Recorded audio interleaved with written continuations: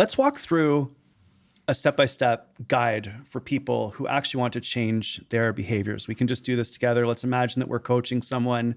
Okay. Let's say we've got someone and they want to do something better. They want to get healthier. They want to improve an aspect of their life. And we're just going to help talk them through their planning for all the different things they need to do to actually make sure that this gets started and that they actually stick with it. So if we want to begin with installing a new behavior, installing a new health habit into our life, where would we start from your perspective? I think we would start by asking that person a lot of different questions, actually. All right. Because then it can go a bunch of different directions. You Yeah. know what I mean? And you never really want to sort of like, I know I used the word prescription before, but you really don't want to be prescribing things to people. You want them to sort of come up with their own solutions, because we're not experts in other people's lives. Yeah. Right. But like knowing a little bit about behavior change and sort of like common barriers and key techniques and stuff, we can ask questions that can help sort of elicit some of those like really rich sort of practical solutions for people. Yeah. So for example, I was working with a woman in cardiac rehab. She had trouble with nighttime snacking. So her solution was to take a piece of green painting tape, like, the green painting tape, and she sort of cordoned off her kitchen Right. every night. Yeah. And so she wasn't allowed to enter her kitchen. I could have never come up with that solution, but that worked for her. So anyway, so asking lots of questions and trying to identify what are some like weak spots, where we could potentially do something, like adjust something minor and make a big difference. So asking questions around barriers, so do you have the time? Do you have the energy? Or asking people, like, especially early in the behavior change process, like, do you know about some of the benefits of, walking 10 minutes? Oh, you didn't know that you'll live longer? Oh, you didn't know that you'll be happier? Right. Like here's like a little bit of research if you want to learn more about it. Or, maybe your brother recently had a heart attack. Did you know you can cut your risk of heart attack by 50% if you just start walking a little bit more? Right. So it depends obviously on the individual a little bit. So like step one really could be something around identifying a behavior that you might want to change. Yes. So you think through your life, you're like, I think that I would like to be fitter. And you start with identifying what you might want to change. Yeah. Then we could potentially look at, all right, so let's gather some data about how awesome that change would be. Yes. We want to know, so you could just simply look at what are the benefits of walking and actually start educating yourself and learning about how fabulous this change could actually be should you do it. For you, yeah. For you. You still haven't done it yet, but you're just like gathering data. Yeah. We're sort of getting interested. And I like zeroing in on one behavior, because a lot of times people will try to tackle multiple things at once. Right. Which is a bit of a recipe for disaster. Why is it harder? Why is doing more than one thing at a time? Well, it's just behavior change is so hard. Right. So hard. And like back to your point about energy and sort of like the energy it takes to make these like sort of difficult decisions, for the first time in a long time. So like you might as well increase your chances of success with the one priority behavior. Yeah. In cardiac rehab, we used to get people to identify 4 or 5 things that they'd like to change. Yeah. Maybe eat more fiber, maybe walk more, or whatever it was. And then rank like their confidence out of 10. So how confident am I in my ability to change these 5 behaviors? And then boom, zero in on the one that you think you're most confident in your ability to change. So that's huge. So we want to change a behavior. We actually want to change an aspect of our lives, let's say our health. So you could maybe list 5 different potential behaviors that you would want to change. Yeah. But you could choose and guide yourself towards the one that you actually want to focus on as being the one that you are the most confident that you could actually do. Like the easiest one to accomplish is where you can start. Yeah. Not the hardest one, not the most challenging, not the most inspirational. Yeah. But the easiest one that you're most confident you can actually do. Yeah. Step Fair one. enough? Yeah. Wow, that's so crazy. You mentioned about identifying barriers. Talk to me a little bit about how important it is to proactively be aware of the things that might get in your way.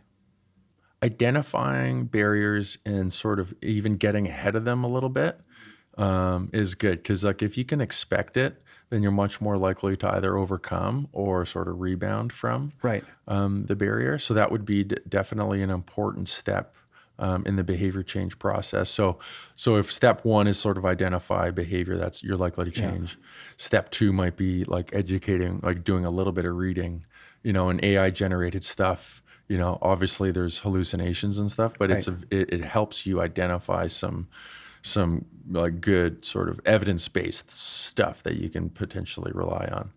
And then from there, you can get a little bit more specific. It's like, okay, so I find I don't have a lot of time to do this, or I find I don't have the money to do this, or I find I'm not motivated to do these things. And you can sort of identify like little things that you can do to address the time barrier, the cost barrier.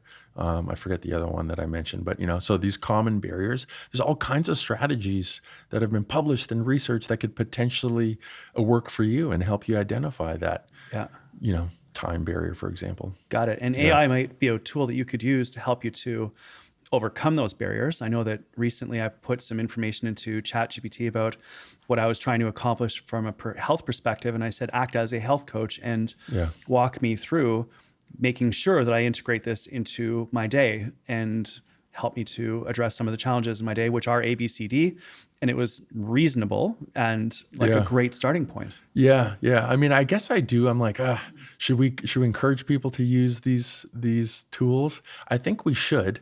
You and I can kind of like filter through the good and the bad a little bit easier. Maybe somebody who's not specializing in this field. But I do think it's a pretty good starting point, especially if you can write like a decent prompt, like provide me, like three evidence-based tips on how to floss more or smoke less, or eat more fiber. And then, sort of get started with that. I think it could be potentially quite useful. I'm actually writing like a federal research grant right now, investigating this new app in Halifax called Wellnify. It's it's sort of like this AI sort of driven thing. But a lot of these AI driven apps, they don't have sort of the behavioral science component too. Right. So the name of the grant right now is called AI Meets BI. So just like trying to like leverage like decades of like behavior science research with the latest advances in technology and trying to get like the most out of these new tools is something that I'm increasingly interested in. Yeah, definitely. We'll have to have you back to talk about that at another point in the future once we have a bit more data on that. But I want to keep working through these steps. So we have identified what we might want to do. We've looked at researching some of the actual benefits of that as well, which is awesome. We've identified some of the barriers that we might be presented with. We're proactively thinking ahead to try to get rid of those. I'm now curious about implementation. Like we're now going to begin to do this new activity. Talk to me a little bit about the getting started phase. Like we're actually now going for the walks. We are now going to potentially change our nutrition. We are going to go to bed earlier, whatever that happens to be. Let's get into the implementation phase and talk a little bit about the consistency, or maybe even just like the getting started phase. We'll do consistency next. Yeah. My mind goes straight to like good goal setting. Nice. So it's like, okay, so generally speaking, I've decided that I want to use my smartphone less or exercise more. What specifically am I trying to achieve here? Am I trying to exercise more? That's too like generic and broad, right? Yeah. Or am I trying to go to the gym 5 times a week? That's way too hard when you're starting from zero. So I think the realistic goal setting is a fantastic place to start with the implementation. Yeah. And as you know, like things that you literally write down, are more likely to happen. Apps that you download and can set goals with, that would be an example, I guess, of sort of documenting your realistic goal. That will definitely help you stick with things. And then having a vision too. So you've got like your short-term goal. So this month, I'm going to go to the gym once a week, or I'm going to walk at lunch once or twice a week, super realistic things, and be like super happy about that. And if you do more, fantastic. Yeah. Right. So celebrate like crazy. When you do it. Oh yeah. Feel good and enjoy the fruits of your labor. You know what I mean? It's just like, man, it's amazing.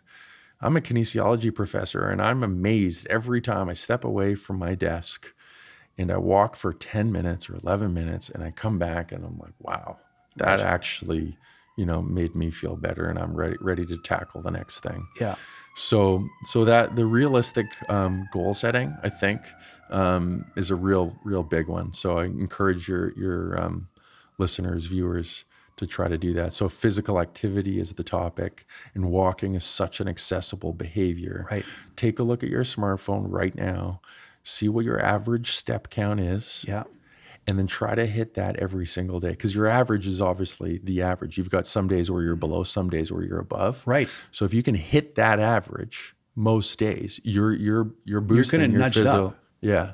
Or maybe add 500 steps, 1,000 steps. So that, and ignore like the 8,000 steps, 10,000 steps. Ignore the Instagram pages. Ignore your friends' goals on Facebook. For crying out loud, you're not them, right? Yeah. Start where you are, obviously, and just go from there.